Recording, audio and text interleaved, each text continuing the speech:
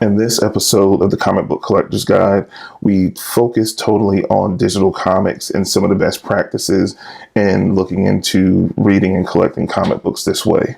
And we'll be right back after the opening.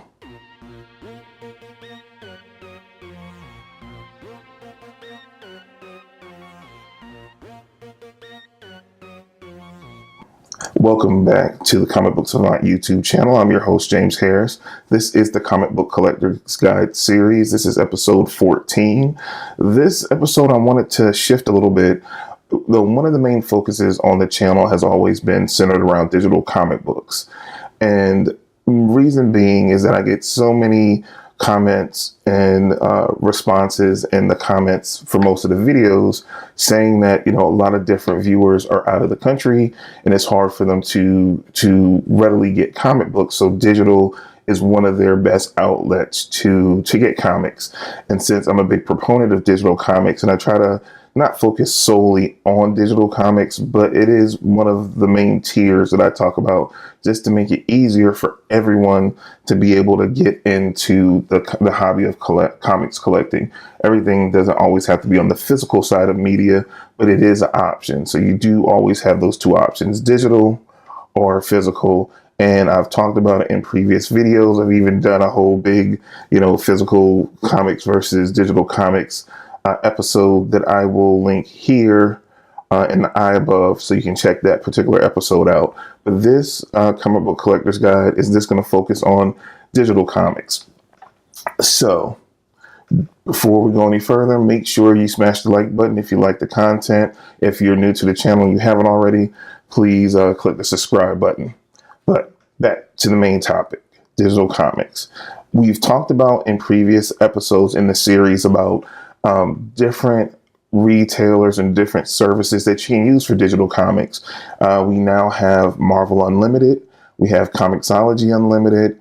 We have DC Universe, which is a new offering from Warner Brothers and DC Comics. Then we also have individual comics companies themselves have their own digital storefronts where you can buy digital comics.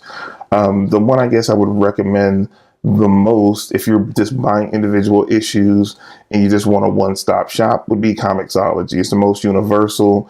And another cool thing about Comixology, even if at some point previously, before you're watching this video and really thinking about it seriously, if you've bought comics from Marvel.com or DC.com, or even if you've bought comics even through Amazon directly, because they do sell digital comics that you can view on the Kindle app or Kindle.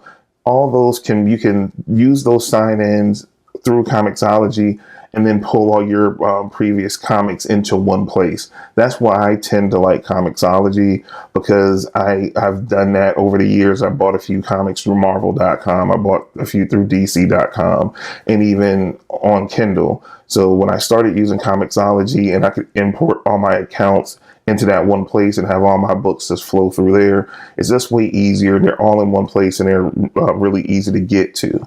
But I have drilled down in this series, and it'll be links down below. And I also will have at the end of this video, in the suggestion card, I'll have a link to the playlist for the Comic Book Collector's Guide.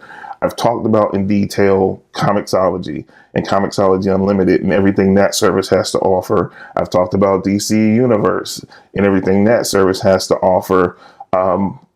Marvel Unlimited as well. So I've talked about all these individual services and how they can best benefit you based on your needs, money restraints, all those kind of things. So just check the playlist if you haven't seen those videos already to get a further breakdown on which retail service might work for you. Now it's the next phase of when you get into digital comics. How are you going to read your comics? You have, iPads. I currently use, just I think it's last year, 2 years ago, iPad model. I primarily on the go when I'm reading comics, I use my iPad. When I'm away from home or just lounging around the house and I'm not in front of a computer. Primarily for me though, I tend to just use my Mac and I read comics directly off my computer when I'm sitting in my office and I'll just read them directly off the desktop. But then you also have phone apps where you can watch, you can read your comics off your phone as well. And that works through all the different services. They have, compatible phone apps as well as tablet apps that you can read your comics on the go. So you don't always have to be sitting in front of a computer.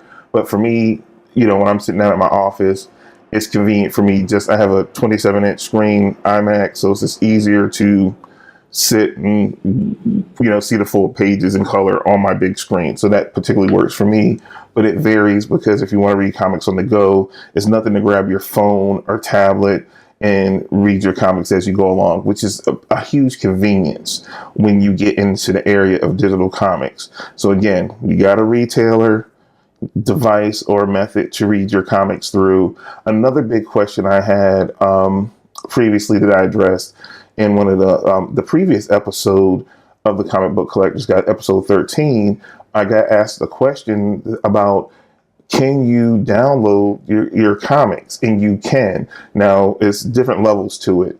Now, which I talked about in the previous episode, when it comes to Marvel, DC, we don't have rights to those comics. We will buy them digitally, or if you sign up to a subscription service, you have access to them, which you can download to your phone or to your tablet to read, and then you always have access especially if you bought it through Comixology or through whichever service.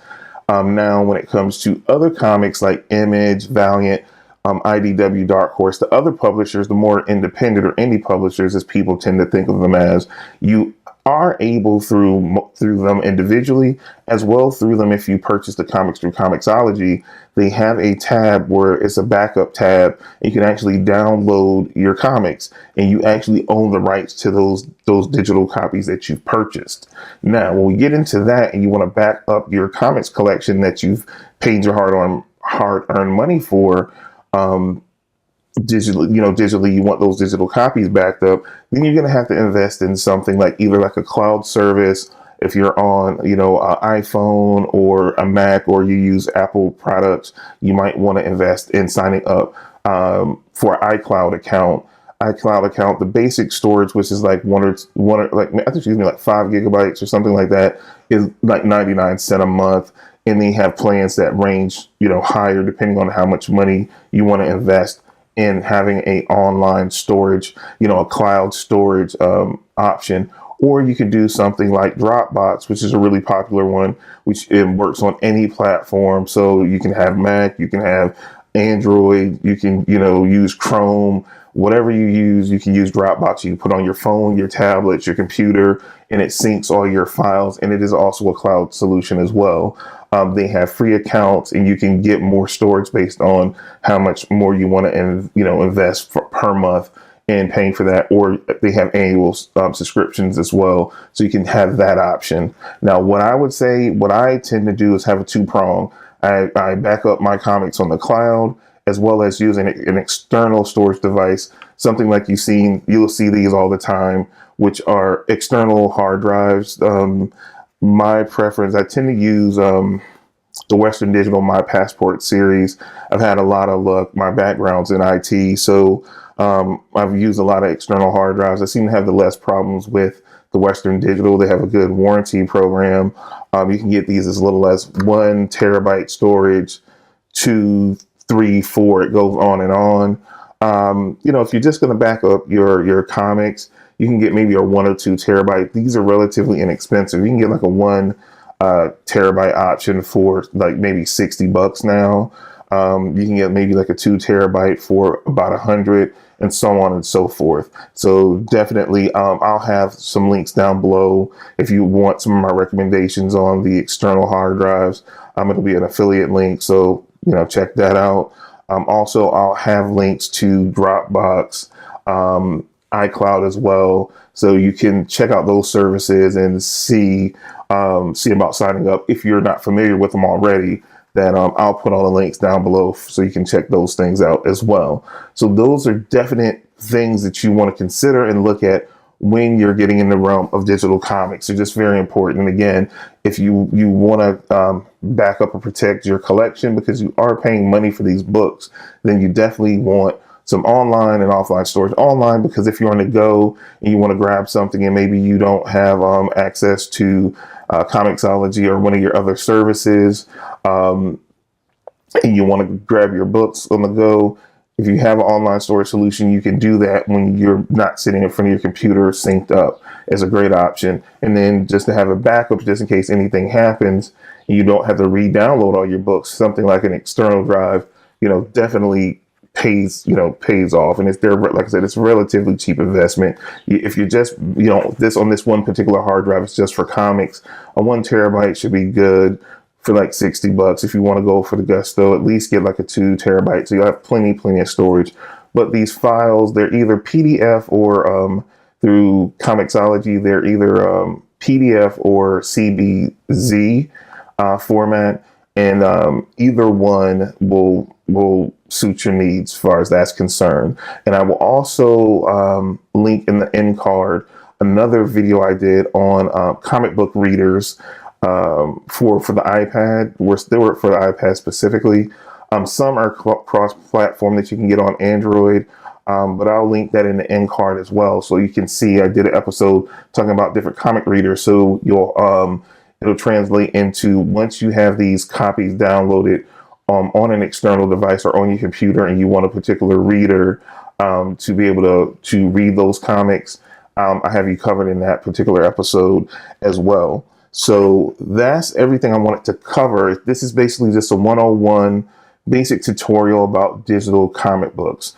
There's no wrong way or right way to do it. There's no preference on what retailer or what service you use. Again, it's like I've talked about numerous times in this series, is what works best for you and what you're most comfortable with.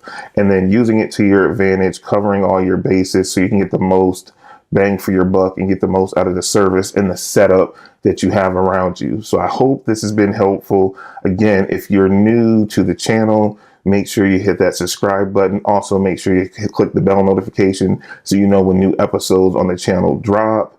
Also, if you like this video, please smash this like button. It goes a long way to help me gain exposure to the channel. Also, leave comments down below. Tell me if you have any questions, if I open up any questions for you, some things you're still a little foggy about when it comes to digital comics and how to go about it. Just leave them down below. Anything you'd like to see me cover in a future episode of the Comic Book Collector's Guide. This is a series I do for you guys to set up as a resource that you can go back and refer to and with getting into the hobby of collecting comics. So any suggestions you have, leave them in the comment section below, and I will try my best to get an episode out based on that as quickly as possible, because I'm here to be a resource to you guys. So that's all I have for you guys for this episode of the Comic Book Collector's Guide on the Comic Book Savant YouTube channel. I am again your host, James Harris. I hope you enjoyed, and I will see you next time for another video. You guys take care and have a good week.